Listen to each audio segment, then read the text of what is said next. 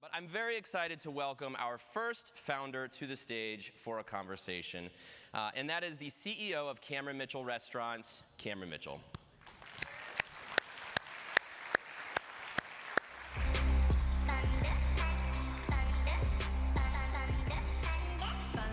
All right, so before we start our conversation, Cam, I want to point out that you were very generous to donate your copies of your book.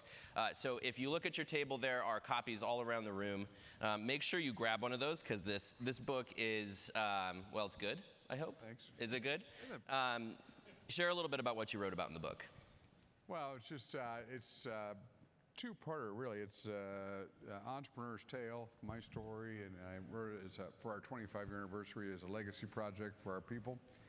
And also the story about our company and our culture and our values and how we came about, and hopefully people can learn something from it, and especially restaurateurs coming up later. So Cameron, I'm one of the lucky ones. I live in Columbus, where you're based, and there you have about 30 restaurants in Columbus. Yeah. But for those who are not familiar and maybe have not been to Columbus, give us a quick scope of Cameron Mitchell Restaurants. We have 64 restaurants across the country, from Beverly Hills to New York City. Ocean Prime is our national brand. We have 21 brands in total, and we're in 16 states, and that's about it. Okay. Well, let's go back to the beginning, because to get to that point where you have 60-plus restaurants across the country, I believe you wrote in the book, you talk about how you were last in your high school class, I believe, or second to last? Well, there were five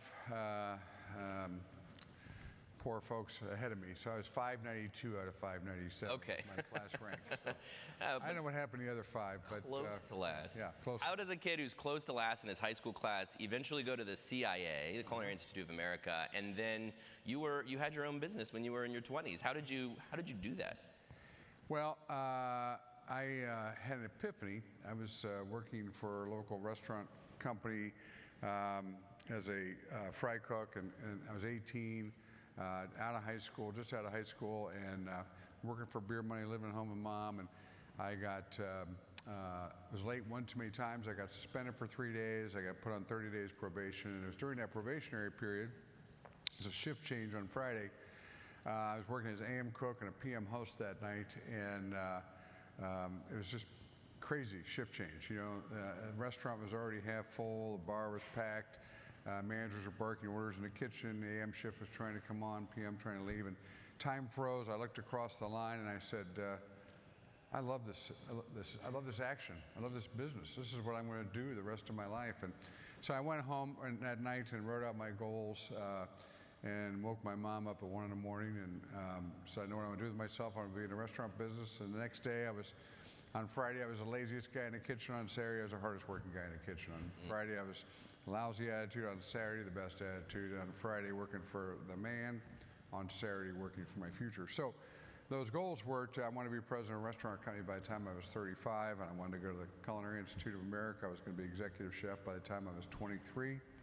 And, so I set up, along that path and to follow those goals. I got turned down to the CIA my first time I applied, so because of my high school grades, so I had to go take some local math and English course at local college, Columbus State, and reapplied, and finally got in, and ended up being the first ever, youngest ever board chair and the first ever alumni board chair there. So I've been in love with the school for 30 or 40 years now. So, amazing. But yeah, made it. When your mom woke up at 1 in the morning and heard you wanted to be in the restaurant industry, what was her reaction? Oh, she was quite relieved, Okay. that I had some direction, It was something. Yeah, I knew I thought I was going to be successful. I just didn't know what I wanted to do, and I didn't want to go off to college until I knew what I wanted to do. So, Gotcha. Once I found that out, forward. The idea of setting out these goals early on, I think, is so impressive. Tell me about the importance of having those goals and then working to achieve them. How did that drive ultimately your success?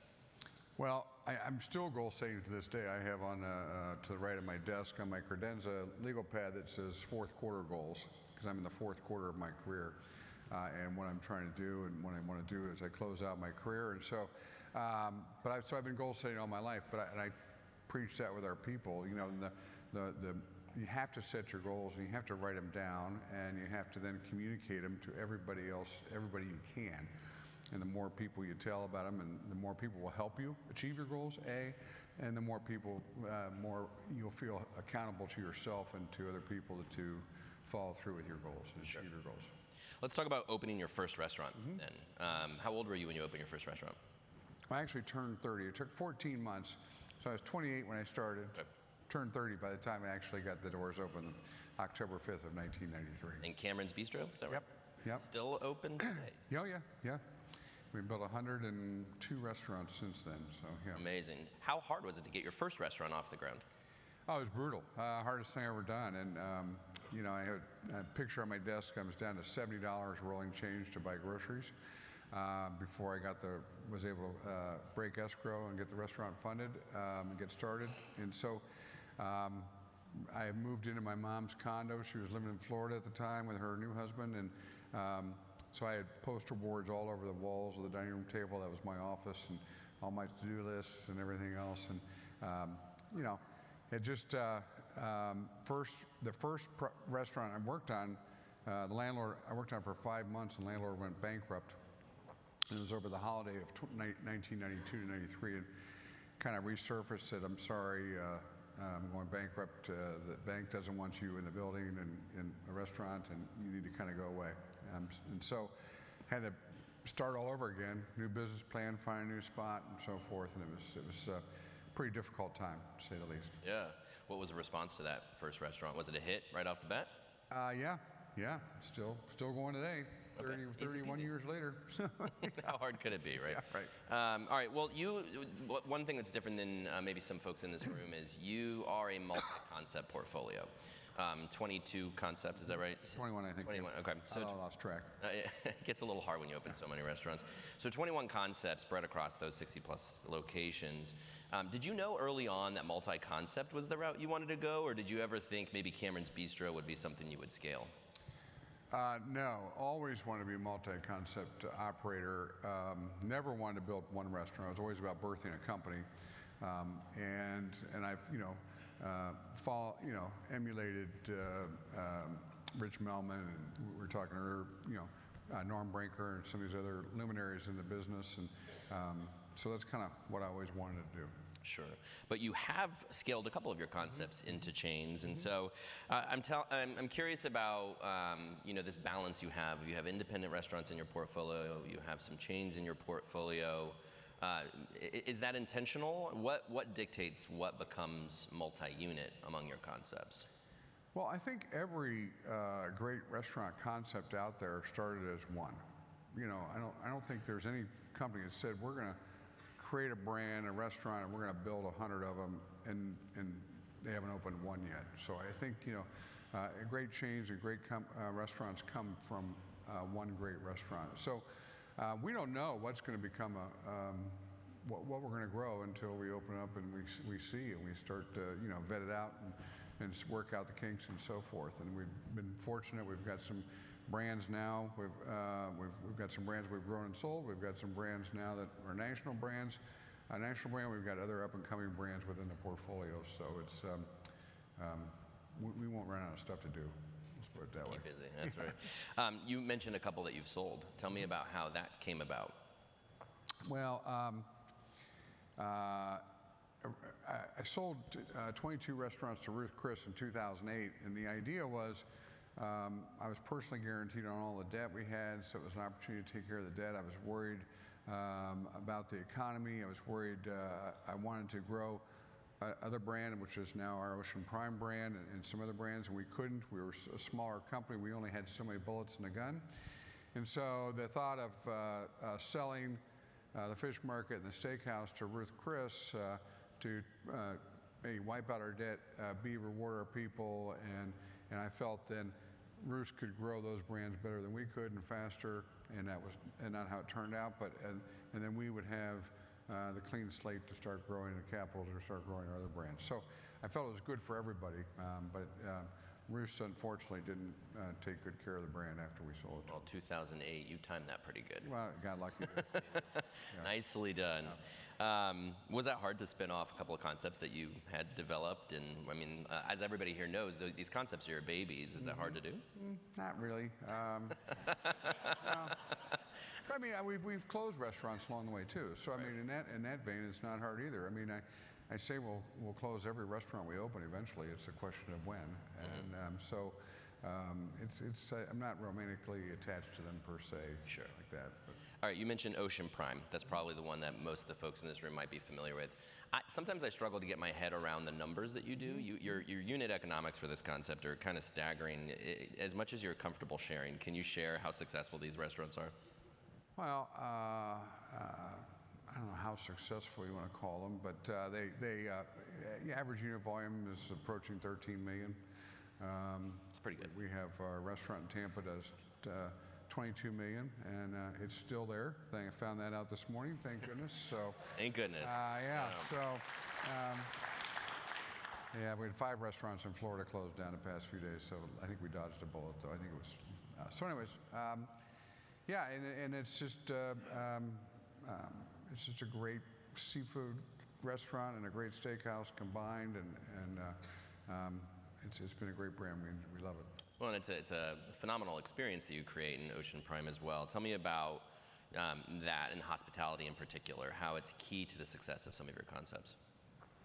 Well, we have a little over 5,000, we call them associates in the company, and I look at it as a triangular relationship. In our company, we say our company is built by its people for its people. And our associates come first. And you'd think as a CEO of a restaurant company, I'd say the guest comes first, and it's not true. Our people come first. I look at it as a triangular relationship.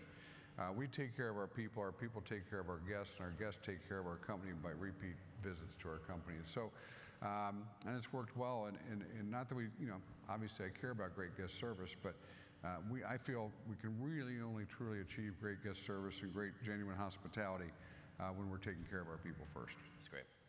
You said something earlier, which I think is great. You're in the 4th quarter of your career. You said it, not me, so you're acknowledging it.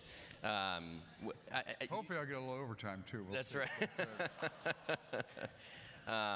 So being in the 4th quarter of your career, I mean, I get a firsthand look at this living in Columbus, but the philanthropy that you do, what you mean to the city is incredible. You've invested millions into a culinary center at Columbus State University.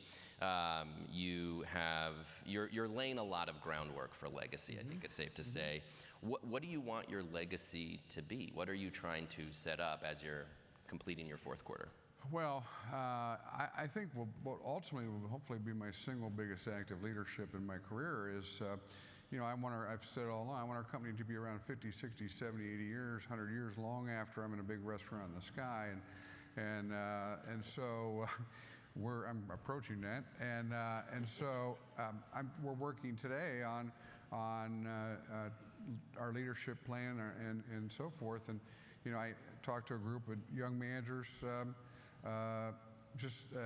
training group in our company just yesterday or the day before, and I told them, I said, we built 102 restaurants since we started 31 years ago. From a standing start, I would think we could build 204 over the next 31 years. And so really trying to have our company and everything supersede me, and we've started that process now, and I've stepped off our executive committee, and they're running the show now, and so I got a great president, chief operating officer who is here with me, been with me 27 years, and I've been partners for 27 years. So just trying to get that next generation ready to go. That's very exciting, and those of us in Columbus are lucky, but certainly those around the country as you guys expand. So, Cameron, thank you so much, and I'm going to invite you to stick around for our next